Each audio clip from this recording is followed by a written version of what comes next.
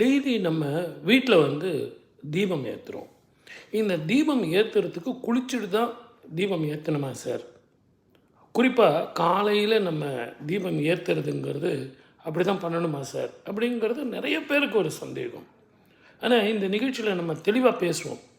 இந்த விளக்கு ஏற்றுறதுங்கிறது கை காலை கழுவிக்கிட்டு முகத்தை கழுவிக்கிட்டு தாராளமாக நீங்கள் விளக்கு ஏற்றலாம்.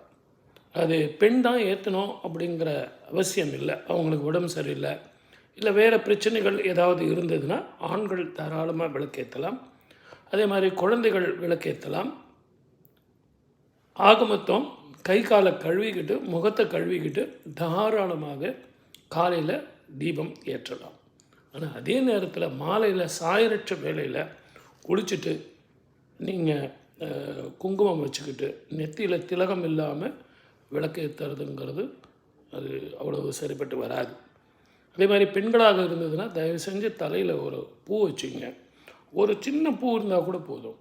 அந்த பூ வச்சு குங்குமம் வச்சு நீங்கள் விளக்கு ஏற்றும்போது நீங்கள் கேட்குற அந்த பலன்கள் மட்டுமல்ல, வீட்டில் துஷ்ட தேவதைகள் நடமாட்டம் இருக்காது. நிதானமாகவும் பொறுமையாகவும் நீங்கள் தீபம் ஏற்றினால் சந்தோஷமாக வாழறது ஒரு பக்கமாக இருந்தாலும் ஆரோக்கியமாக வாழலாம் அப்படிங்கிறது தான் இந்த நிகழ்ச்சியினுடைய விழிப்புணர்வு. அதே மாதிரி நிறைய பேர் என்ன கேட்பாங்க, நீங்கள் நல்லெண்ணெயில் தீபம் போடணுமா, என்ன மாதிரி விளக்கு போடணும், ஒரு விளக்கா 2 விளக்கா அப்படின்னு. சுவாமி ரூமில் காலையில் நீங்கள் விளக்கு போடுறது ஒரு விளக்கு ஏற்றினா போதும். காமாட்சி அம்மா விளக்கு ஏற்றினா போதும்.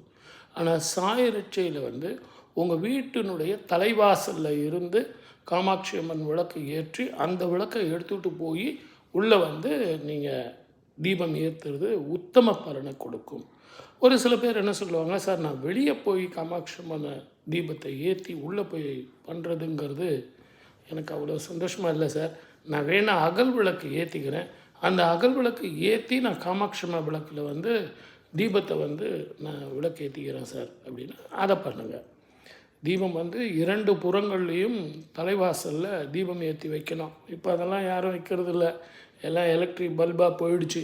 இருந்தாலும் ஒரு அகல் விளக்கில் தீபம் ஏற்றிட்டு அந்த அகல் விளக்கை எடுத்துக்கிட்டு நேராக சுவாமி ரூமில் போயிட்டு உங்கள் வீட்டில் இருக்கிற காமாட்சி அம்மன் விளக்கு நீங்கள் விளக்கு ஏற்றுறது உத்தம பலன்.